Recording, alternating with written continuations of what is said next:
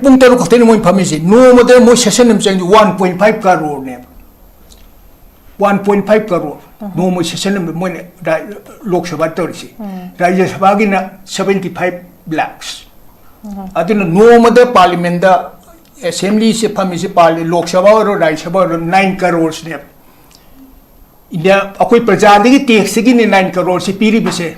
moina assembly parliament session de wathi ware ngang bigi ko maming hong to hong jin gi tawroi tabne ba akwai manipur de lei mp sing sina hanjan ngang da bne akwai idp se karam matam challenge si ke atai issue ai maming panjaroi moina panga da issue sing ki da amendment si tawri amendment kai no IDP since more session could you make a papa could you make a IDP Lulu, Destin have how much and allow them in Makoi Mana the Pangibo. Madu did that Madu Pegum Lakatam never call. Aquina Moisidi Karingambi Karito Tarino Kande Aduga. I am Awabase Indiagi Miam Nasu, Aqui Manipurgi, Sumana Yum. Ako 62,000 yung later na lady Indiana to Kangre, Manipur ki Pam Naibasing to Kangre. Manipur governor di Manipur acting as PR, Haribasi Langaxin and Air, Shanghai Festival and Akoi Ganotok to Nico, Lumna Logri to Ni, Aduna Akoisi Mirai Rabani, Ko, Yam Sam had about Akosi Mirai Rabani. How's he moined? Akoi Lamsita Ishai Tumda Akosi, refugee was a refugee Lamsita, Akoi Kudimon, Kanse Bako.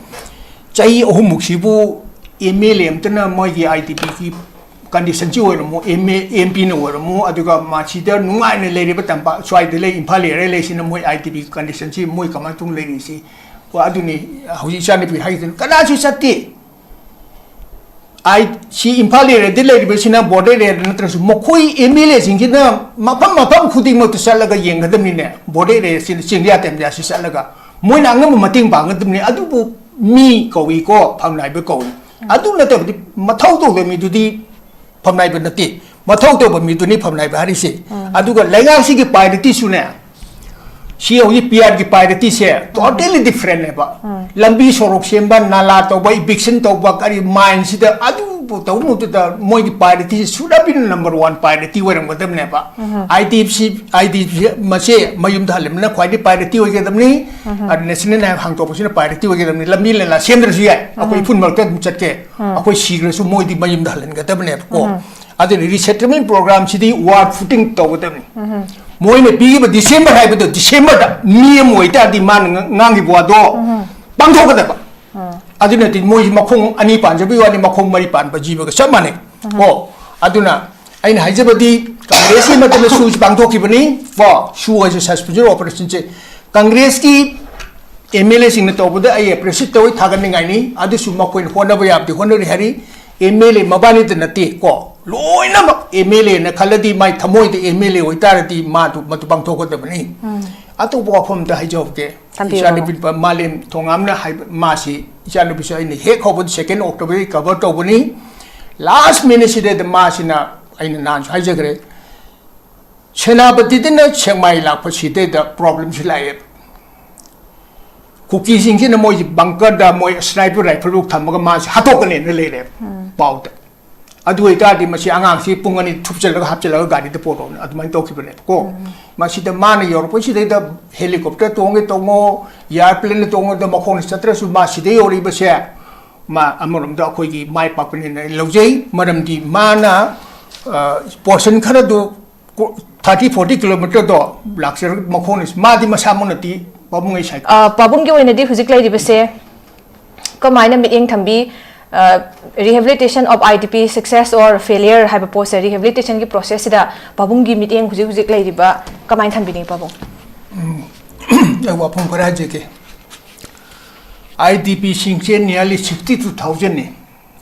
moi homeless yum leitri moina phase ohumda moina 1 July da akhoi Prasan Kumar PK Singh na haikibado man haikibado July ne phase 1 October then phase 2 December in phase 3 ne handak sei sida pangthokpa aduga hawi phauda 62,000 sidagi mi kya sanga gen moi mayum any person adum claim to bu ya ne ba example ina aina sum yeng jabadedi sugnu ke se moi se 2000 mukni hai ko adu report ti badadi masi 2000 chang mati am phare ko aduga atu malare aduga hoji phauti boiri bas total failure ne total khajik ta ganate total fail wori bani aduna moina government to bum to thabu to tawti ba moi masagi mathau si tawti hai moi plan mayam semi adagi chief secretary sina mana kano state level adidi district level semi chief secretary sina quite mako ore aduga convener sina assistant secretary home na pure masire the semi ba sidagi hoji phauda ai haji gi dini moina tawri ba si totally chi di chamjabi ani aduga thabo ne ti pangdukri adu yam phajaba warni IDP internally displaced person ngasi prithvi de masi bo wai ji coin tori ba se karam ba english yam haiba nairong ngam ma minaga what leidna wai ji karai de prithvi de leite wai adu isani pi hai definition of IDP se hajige ba IDP se maitei se total IDP ne total maitei khudima IDP ne Supreme Court ki judge were ban contestor ma chuachan busang ya ditna Supreme Court judge ya khiti Yes. even MP bimol chu pabochoi thai da ma chuachan busang ya hitna moi si makok ni tna ko matam si MLA amta aina nam sai ji kra moi si by road to salaga moi kamu bi salaga moi flight si dima bu deung salu dna moi ma sa si example chugle leite ba atu ba mana IDP se ma sakhang na ba khoi maitei si maitei ma sakhna ko be je ma khoi maitei si IDP ne mong thiet pa ya de ba atu ba khoi ni history se hoji manipur da khoi ayam na khangdri manipur se total hill state ne singa tam ka shu lei na te ba singa tam khaidok ki bi administrative ki facility to nungai na sem gi bane ba hoji manipur da 6% de le survey to bi se 94% survey to de survey si british na to di ngasi British thado matung manipur survey to direba masi choide myam se masi di udreba ko akhoi si maitai ya ba si akhoi tribe ni ne arjun ni masur ni masane do akhoi brahmin na tieba ko adu yam na aryan blood na tieba masi akhoi na itihas khangdraga akhoi si kawbru ti horopni haidna moi kangla di horopni su myam masi controversial ba si poise hajar ko buffer zone si kana sim india government semani buffer zone had base buffer zone is army language si jenai masi akoi asi lai manipur phibam se ngasi ori bu manipur phibam se nationality movement ga chap chana chahi kaino kun gi mamang thoki ba chap chana thoi ba ko nationality namdana bu moi anti movement am se me madu ka pa thoki adu finally congress ki nandi sundara sina mana supreme court file tor ga moi mai pakhi ba aduna atu wa phum khara haira bada ngasi mi angang 260 henam thawai takre madu kanana sining jangdre adigi mi angang yangkai hompo du mangdne leiri ari yum mi yum just thage bi lising ni pan hen mane ba adu display pan 62 level se data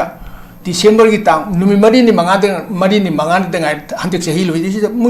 moi se ai 4000 bu phan thar adu figure du utre ba adu go mena su adum haiti angakpa mana ngasi world sitane world ki citizen ati akhangai sing sina prithvi che kamai to ga prithvi ji lo selapi phibom leire ati prithvi che kamai to ko lo sina khanari ba ko akoi manipur den akoi masen hatok nar kamai to akoi jati sing che akoi leire bu kanglup sil lo sen he bo khal ki akoi yamna hanthaba thak te leire bani ko ngasi phaude india government tharakpa akoi gi big rubber stamp hai ga governor se mana ngasi bo to kari nuti yori function sida IDP ko wafam pan kara braba wai mata mana ngasi yo ai phanam ni yenge aside the function the yo governor sina yori sida IDP si December of the ngadi ra akoi gi kano national highway hang to kane su hai ani ka su hai tabni masi yamna soi bane bako ato bo pham dai ge manipur ina khun ma mayam leitna moi mayam punchel laga IDP ki moi colony sembi ya tabrami matu example woi se ba india government tar mai te ina khun ba leidna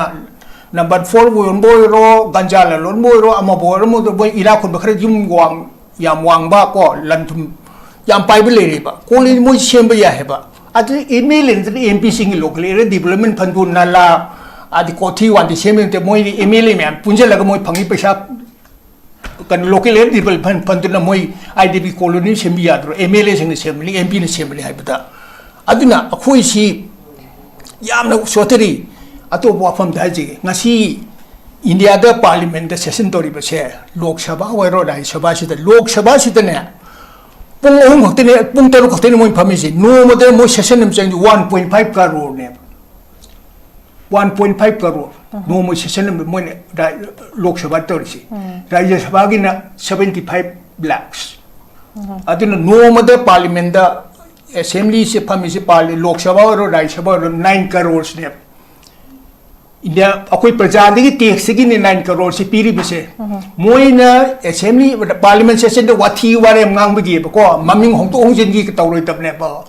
akoi manipur de lei MP sing sina hanjan ngang ga ne akoi ITP se karam matam challenge sige atei issue ai maming panjaroi moina panga da issue sing gi amendment si tawri amendment tari gi no IDP sinje moi session kudi magi phab kudi magi akoi IDP se lulu desine na ha mo chanen la wo dam ni makoi mana ge pang dir bo madu de khitang madu de iphegam la khadam ne ko akoi na moi si di kari ngang bai kari to bai thari no khangde aduga ai yam awa ba se India gi miam na su akoi manipur gi sumaina yum akoi 62,000 yum laitana lady si India na su khangdre manipur ki phamnai ba sing du khangdre manipur governor di manipur lengak tinga si PR hari ba se lengak sin na sangai festival he na akoi kano to gri du ni ko lumne logri du ni aduna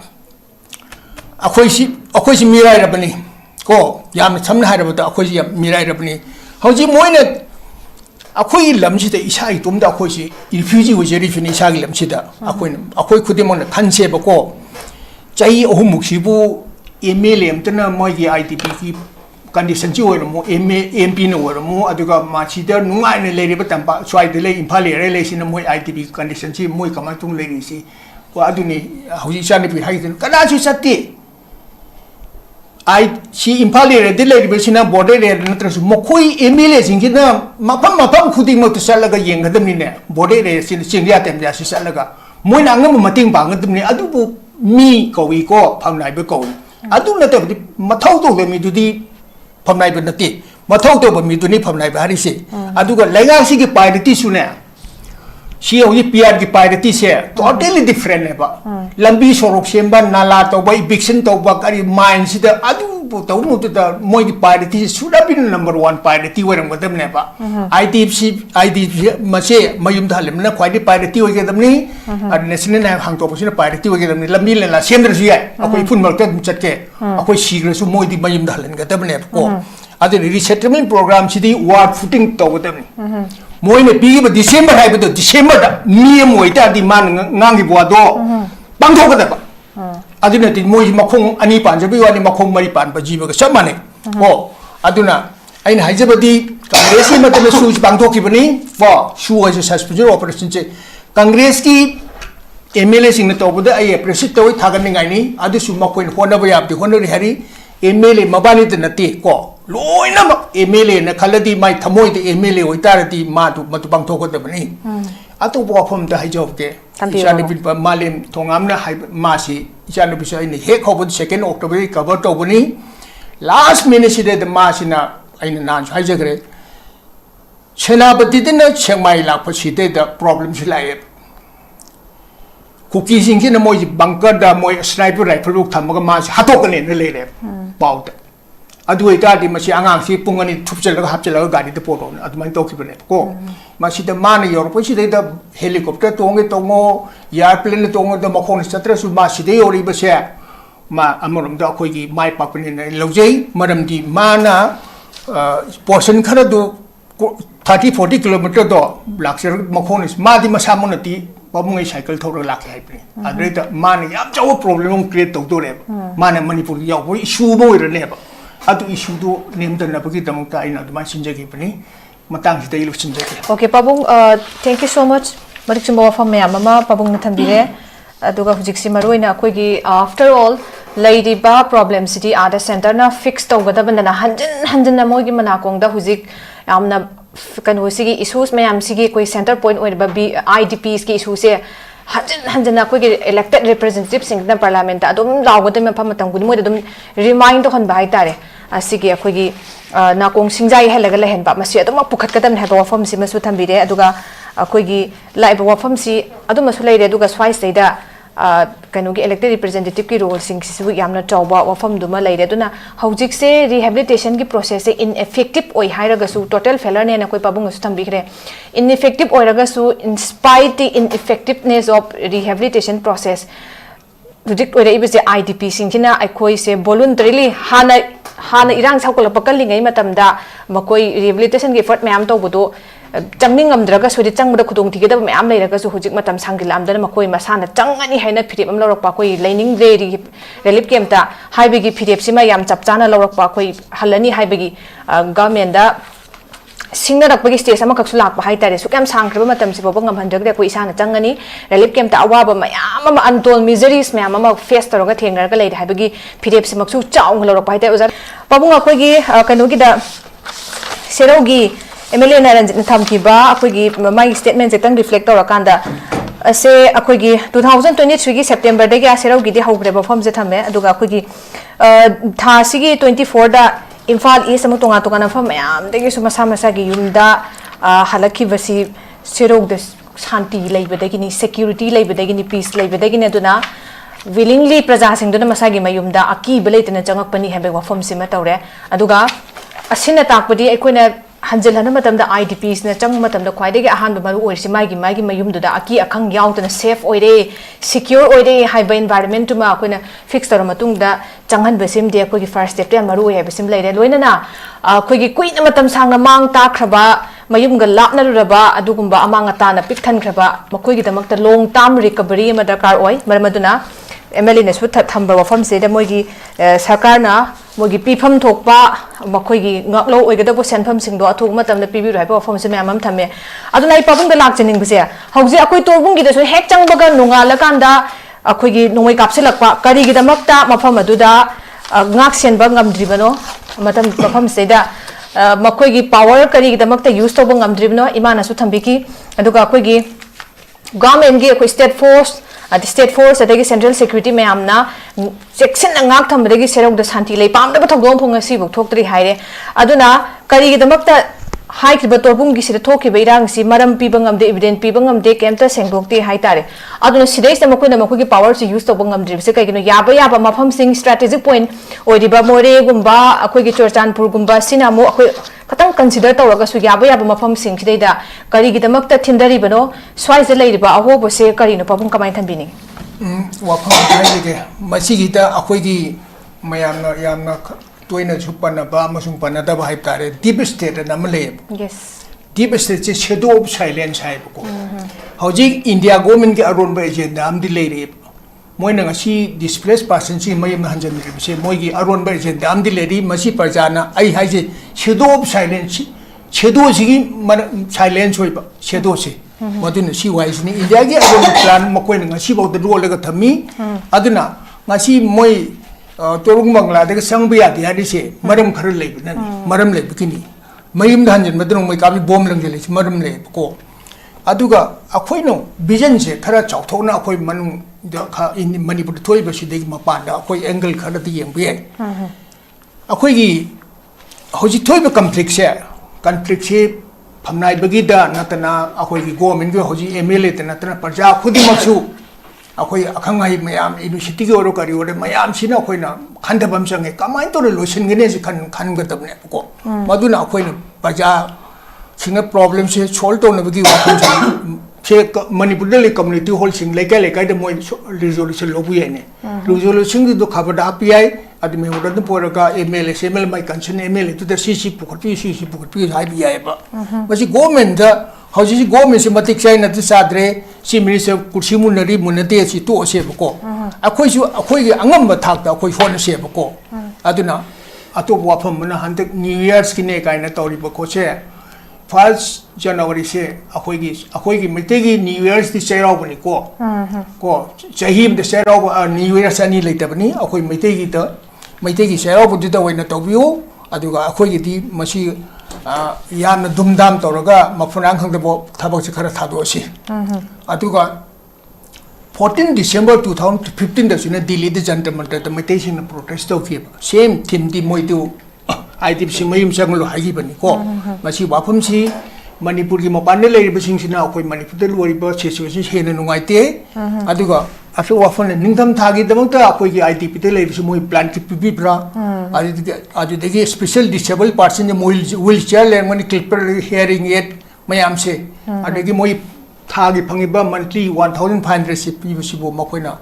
matam chana pibi riba khopi riba si masi khangdangi aduga mori churasanpur kampupida cha hanjan ba yadri masi government gi atoba plan ma moin tham ye aduna kari de mak sarkar ne makoi gi tongan ba machi si December da bok ngamdre sin March ka sunga moi March 2026 27 28 go bi ai ba ko March ji karam chahi no do aduma specific oi ga tabani aduga akoina yamna shweri bamna akoi si sarkar da taina ba song phatie parja sing manipur gi yamna khangai mayam am lei ri bako manipur ti 1949 ngasi bauta akoi india re tiluraga parjab nungai rne phanai ba kharegi madan matum paisin ba moi kharegi dolan saba adu moi nungai ba khada dukita ne ba adu parja si su adu akoi parja si aina kari haini aina hanjan haine parja si akoi parja si kari no bab sukta tati kari sukhande bangamte akoi ne aidi ikai je ba india gi mfungu du tai imana ba lei ko akoi se imana mo mang de na khoi si I says what is happening in our state hai ba it is our culture ne ba akoi chit manipur to akoi the culture ne culture ne akoi se nungai ba kari to ba aduga government sem da ba sidne manipur baja akoi to lei ba MLA sem da ne ko akoi di mi gi india government gi makha le na moi gi mathak te gi higher command na CMO ai CM do ni akoi phamu lepo do india government sanari bne among lepo no akoi na haibataw na koi na haibata roi si aduga phanai besing MLA haira honorable haira kari haige moi di matik chabar chad matom da khanjara sunu ai ni chinde di haning dre aduga matik chade khangdi na koi na sana khangna design to view ko adu na koi thabak to drati na sana khangni design to godabani atu wafam to ai haije ke aini yam nungai tabamna hoji manipur da tawri base manipur gi di problem se full of problem ko politically wairo social wairo culture adu religion da wairo economics da problem hoji imphal bazar da e-rickshaw angang sing sina wairo e-rickshaw masana leiba 1 lakh hen pi e-rickshaw mata 1.5 lakh pi ri ba masi angang laring ma si imung manung thai ba nupi dingan da thije ba ma si angang si kamai dong thakin da traffic police manipur kharmoi bazar ta traffic policing se machine makhoi degi lupa tara degi kun logre ad mafum mari dei loye kun se ad degi moina wipe da marakta mo 300 400 500 fu logo yori ba ad mafum asibu awa piri ba sibu nakhoi gi nanaw ni haiba khanda bangam da mi sibu karam mi no ba nakhoi nanaw ni khanba nati awa happy ganu ai hoji DGP police ta ne I personally more city can masi manipur traffic police thangera paisa log de traffic police thambiu paisa log li thambiganu awabda manipur hauji issue thol bise isa sing se bara issue se wire thor pa hatani makoi mapugi paisa pino bu lete mayim thana bu sungam dre makoi na maside